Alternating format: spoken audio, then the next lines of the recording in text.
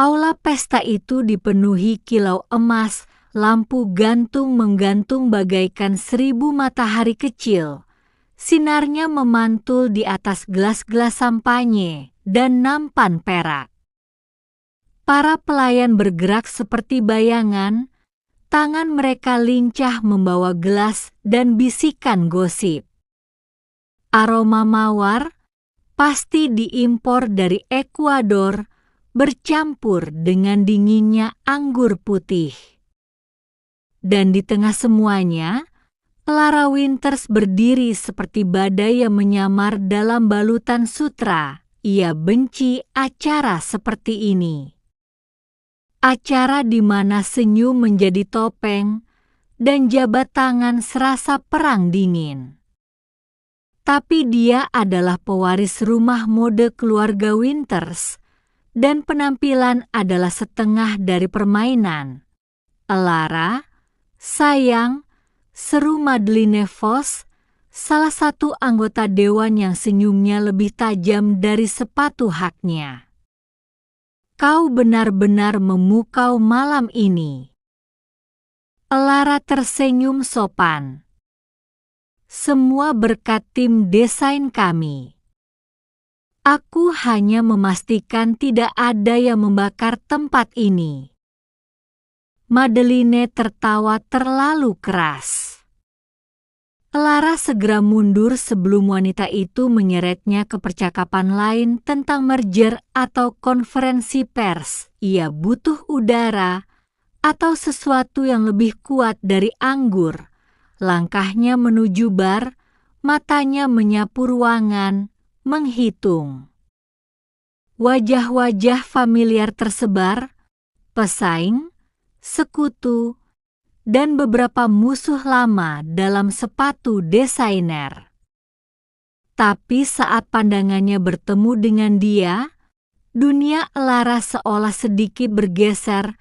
Ronan Blackwell tinggi, bahu lebar, jas hitam yang dijahit sempurna, dan dasi longgar seperti ia memiliki hak atas oksigen di ruangan itu. Dia seharusnya tidak ada di sini. Terakhir kali mereka bertemu, Ronan sedang mengumumkan perang dalam bentuk pengambil alihan saham perusahaannya. Blackwell Sons dikenal sebagai pemangsa korporat. Dan Ronan? Dia adalah rajanya. Ia melihat Clara menatapnya. Lebih buruk lagi, dia menyeringai. Clara, katanya saat mendekat, suaranya halus seperti whisky tua dan sama berbahayanya. Sudah kuduga kita akan bertemu. Aku tak menyangka kau datang, balas Clara dingin, tak menawarkan tangan. Ini bukan medan perang favoritmu. Ia mengangkat bahu santai, segelas bourbon di tangan. Kadang kau menang lebih banyak dengan pesona daripada api. Lagi pula, aku hanya ingin memberi selamat. Matanya menyipit. Selamat untuk apa? Karena masih bertahan memimpin. Dewan belum melahapmu. Mengagumkan. Ia melangkah mendekat, senyumnya tajam. Hati-hati, Ronan. Aku juga bisa menggigit balik. Oh, iya. Pandangannya turun ke bibir Clara sejenak. Aku selalu mengagumi semangatmu, Winters. Bahkan saat itu diarahkan padaku. Masih diarahkan padamu. Ia tertawa pelan, suara rendah yang menyebalkan karena terdengar begitu menggoda. Kalau begitu, aku akan menikmati rasanya. Sebelum Clara sempat menjawab, pengumuman terdengar menggema di seluruh ruangan. Hadirin sekalian, mohon ambil tempat duduk Anda. Pengumuman kemitraan akan segera dimulai. Lara terdiam. Kemitraan? Asistennya tidak menyebutkan apapun soal pengumuman kemitraan malam ini. Lalu ia melihat senyum Ronan semakin dalam. Gelas bourbonnya terangkat dalam tos yang tak terucap. Kau tidak mungkin, bisiknya. Aku memang, jawabnya tenang, ruangan mulai bergerak. Eksekutif mulai berbisik, wartawan mengangkat ponsel mereka, dan di atas panggung kecil, pembawa acara mengumumkan penggabungan strategis antara Winters Fashion dan Blackwell Sons. Darah Lara membeku. Surprise, bisik Ronan di sebelahnya, suaranya lembut namun penuh kemenangan. Sepertinya kita akan sering bertemu mulai sekarang.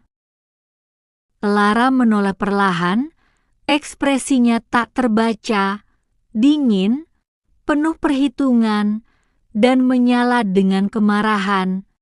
Kau tidak tahu pramacam apa yang baru saja kau mulai. Dan Ronan, sang iblis dengan rahang sempurna itu, hanya tersenyum. Aku justru menantikannya. Hujan mengguyur kota saat Lara menerobos masuk ke gedung pusat Winters Fashion keesokan paginya. Bukan hujan lembut yang romantis, tapi hujan deras yang mengguncang trotoar, mengubah jalan-jalan menjadi sungai kecil. Seolah langit mencerminkan amarahnya. Tumit tingginya menghantam lantai marmer dengan irama penuh tekad, diikuti Amelia, asistennya yang kewalahan menjaga langkah. Miss Winters, napas Amelia terengah. Saya sudah mencoba menelepon.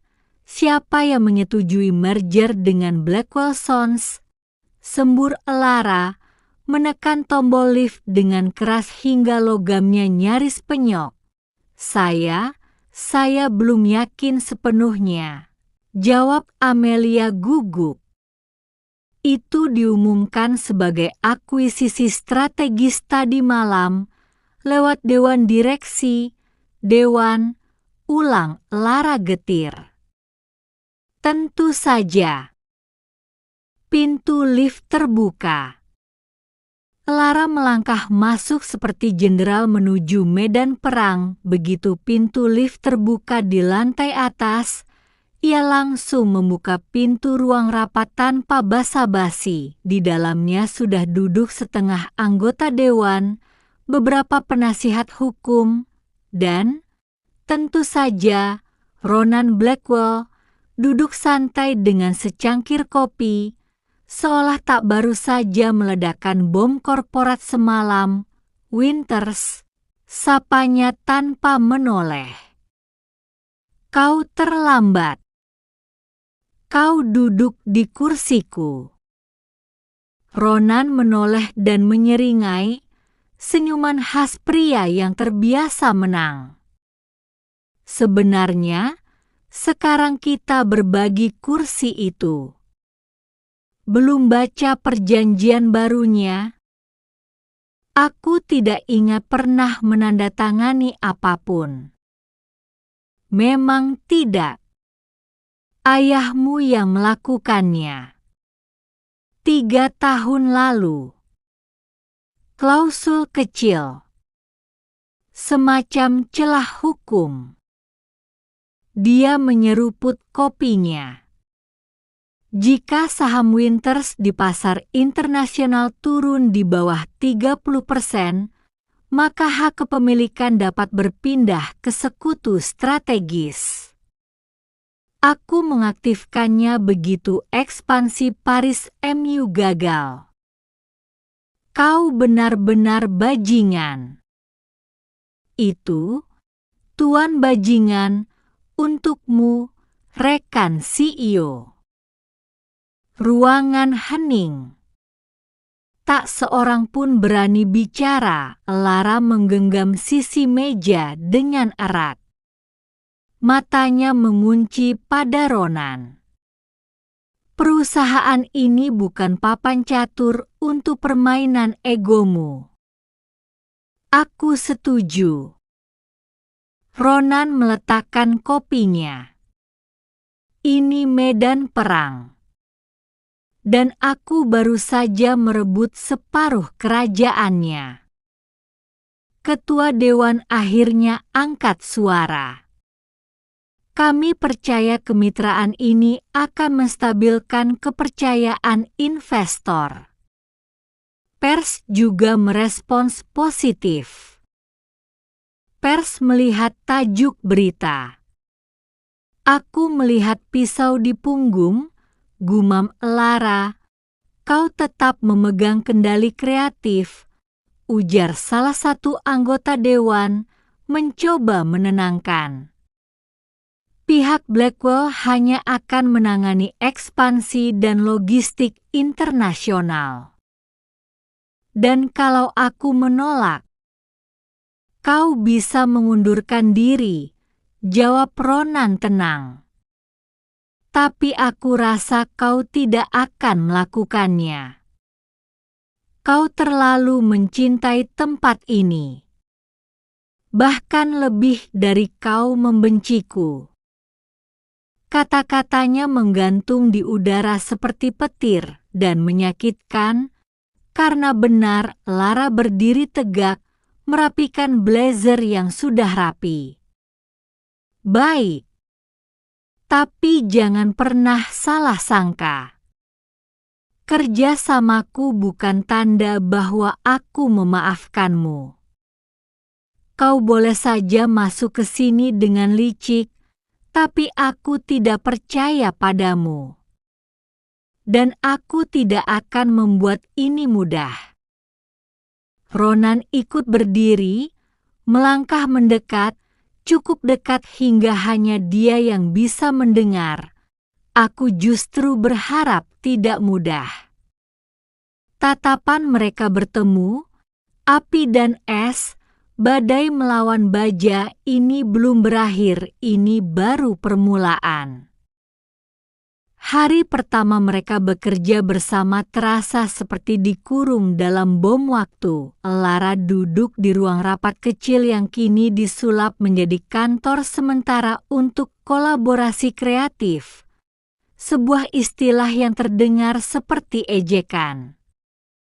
Meja panjang dari kayu ek memisahkan mereka, meski secara teknis, dinding yang paling tebal pun tidak akan cukup untuk meredam ketegangan di antara keduanya. Ronan duduk santai di ujung meja, membuka laptopnya dengan ekspresi seperti sedang menyimak permainan catur yang membosankan. Kau butuh sesuatu? Tanya Lara tanpa menoleh, suaranya datar. Ya, jawabnya cepat. Kopi. Hitam. Tanpa drama. Lara menatapnya, menahan diri agar tidak melempar stapler. Lucu. Aku tidak ingat diriku menjadi sekretarismu. Aku bercanda. Tenang saja, katanya sambil menyeringai. Tapi kalau mau, aku juga bisa membuatkan untukmu. Ini kolaborasi, bukan? Ini hukuman. Ronan tertawa pelan. Ah, kamu terlalu dramatis. Ini hanya bisnis. Dua pemimpin besar. Satu perusahaan. Cinta dan benci hanyalah sisi yang berbeda dari kain yang sama. Lara dan cinta tidak berada dalam kalimat yang sama, apalagi jika itu melibatkanmu. Ia menoleh kepadanya. Kau pasti tahu, bukan? Kalau kebencian seperti itu biasanya mengindikasikan sesuatu yang lebih dalam. Lara tidak tertarik dengan filosofi psikologi murahan dari pria yang memanipulasi jalan masuk ke hidupnya. Ronan berdiri, berjalan perlahan mengelilingi meja ke sisinya. Lalu kenapa kau membiarkanku ada di sini? Bisiknya. Lara menatapnya lurus. Karena aku tidak akan lari dari tantangan. Dan aku tidak akan membiarkanmu menghancurkan warisan keluargaku. Ini peringatan, bukan undangan. Sejenak hening, Ronan menatapnya dalam. Ada sesuatu di balik matanya, bukan ejekan seperti biasa, tapi kekaguman? Tidak. Tidak mungkin. Baiklah, partner, katanya akhirnya. Mari kita mulai proyek koleksi musim gugur ini. Kita lihat siapa yang benar-benar memiliki nyawa dalam bisnis ini. Lara menghela napas panjang dan membuka laptopnya. Ia tahu satu hal dengan pasti. Kolaborasi ini tidak akan pernah sederhana, dan jika percikan itu terus menyala, mereka berdua bisa terbakar. Studio desain di lantai 7 kantor pusat Winters Fashion biasanya adalah tempat penuh keheningan terfokus dan aroma kain mahal. Tapi pagi itu, atmosfernya berbeda. Ada dua energi bertabrakan di ruangan itu. Satu, dingin dan tajam seperti jarum. Yang lain, panas dan tak terduga seperti percikan api dari logam yang ditempa. Lara berdiri di depan papan moodboard, menempelkan potongan-potongan gambar, siluet tajam, warna hitam berani, tekstur kulit. Koleksi musim gugur ini akan bernuansa kejatuhan kekuasaan. Kekuatan dalam keruntuhan. Elegan tapi berbahaya, jelasnya pada tim desain, agak dramatis. Komentar Ronan dari sudut ruangan sambil menyilangkan tangan. Tapi menarik. Aku bisa melihat pengaruh noir klasik. Tapi bagaimana dengan sisi komersialnya? Jika terlalu niche, kita kehilangan pasar. Lara menoleh dengan cepat. Aku mendesain untuk menciptakan pengaruh, bukan untuk menyenangkan statistikmu. Dan aku di sini untuk memastikan pengaruh itu bisa dijual, bukan hanya dikagumi. Desainer dan asisten di sekitar mereka menahan napas. Mereka seperti menonton duel tanpa senjata, hanya kata-kata tajam dan ego besar. Aku ingin fokus pada potongan garis tegas dan warna-warna dalam, lanjut Lara, mengabaikan Ronan. Merlot, Midnight Blue, Obsidian. Bahan utama, kulit vegan dan wol Jepang. Dan jika aku bilang kita perlu satu item ikonik yang lebih liar. Ronan berjalan ke papan, menambahkan sketsa jaket bomber asimetris dengan aksen metalik. Ini modern, bisa dijual, mewah, tapi punya edge. Lara hendak membantah, tapi matanya menelusuri garis desain itu. Dia menyukainya. Ia benci bahwa dia menyukainya. Siapa yang menggambar ini? Tanyanya curiga. Ronan menyeringai kecil. Aku. Beberapa tahun di Milan mengajarkan lebih dari sekadar investasi dan anggur merah. Untuk sesaat, Lara tak berkata apa-apa. Boleh aku? Katanya akhirnya, meraih pensil dan mulai menyempurnakan sketsa Ronan, menyesuaikan bahu, menambahkan detail stitching, mengubah arah resleting. Tak ada kata, hanya suara pensil di atas kertas. Saat dia selesai, ia menyodorkan hasilnya padanya. Sekarang, baru layak masuk runway. Ronan melihatnya. Kita membuat tim yang bagus, meskipun kamu masih ingin mencekikku. Lara menoleh, suaranya rendah tapi jelas.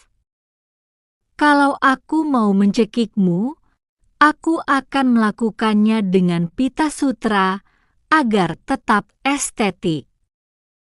Mereka saling bertatapan.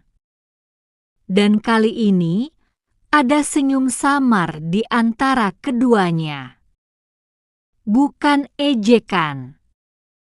Bukan manipulasi. Tapi sesuatu yang belum mereka pahami, dan seluruh ruangan bisa merasakannya. Kabar itu datang pada Selasa pagi, seperti kilat tanpa hujan. Kalian berdua akan mewakili perusahaan dalam Milan Autumn Fashion Preview minggu depan, kata ketua dewan dengan nada diplomatis.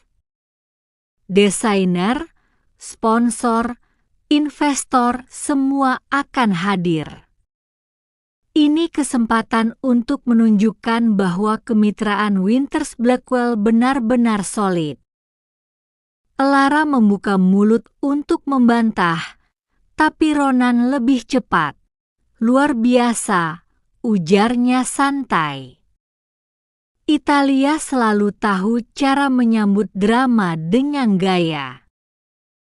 Lara menoleh dengan tatapan menusuk. Aku tidak pergi untuk drama. Aku pergi untuk pekerjaan. Yakin? Karena kita berdua tahu, kamu sangat mahir membuat keduanya berjalan beriringan. Pesawat 2 Milan, Italia kota mode itu menyambut mereka dengan angin musim gugur yang membawa aroma kulit, espresso, dan rahasia lama. Bangunan bersejarah berdiri berdampingan dengan butik modern, dan langit malam seperti dilukis dengan warna merah anggur dan emas tua. Mereka menginap, tentu saja, di hotel yang sama, suite berbeda. Lantai yang sama, masalahnya? Lift yang sama. Jadwal yang sama. Undangan makan malam yang sengaja dikirim dalam satu amplop.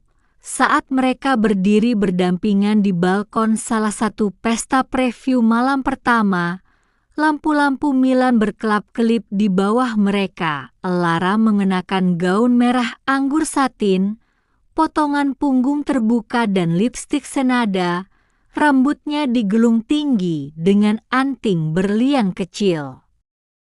Ronan berdiri di sampingnya dalam tuxedo hitam, dasi kupu-kupu dibiarkan longgar seperti biasa. Aku harus akui, katanya sambil menyesap anggur, kamu tahu caranya mencuri ruangan. Aku tidak mencuri. Aku milikku sendiri. Lara mengangkat dagu, tak mau kalah pesona. Mereka berdiri diam sejenak, menyaksikan lampu kota. Kau tahu, ujar Ronan akhirnya, suaranya lebih tenang. Ayahku selalu bilang aku harus menghindari wanita keras kepala. Tapi sejujurnya, itu justru membuatku penasaran. Lara menoleh. Dan ibuku bilang jangan percaya pria yang terlalu banyak bicara manis. Mereka saling menatap, bukan dengan kemarahan, tapi dengan sesuatu yang lebih rapuh. Mungkin rasa penasaran. Mungkin sesuatu yang berbahaya. Sebelum salah satu dari mereka sempat bicara lagi, suara dari dalam pesta memanggil mereka untuk pertemuan dengan sponsor dari Paris. Lara menarik napas panjang dan berbalik. Tapi sebelum pergi, ia sempat berkata tanpa menatap, "Jangan salah paham, Ronan. Ini bukan malam yang romantis. Ini hanya diplomasi dengan gaun mahal." Ronan tersenyum kecil, tapi tetap terlihat indah. Dan kali ini, Lara tidak membantah. Berlangganan saluran ini dan tekan ikon lonceng untuk mendapatkan informasi terbaru di bagian selanjutnya.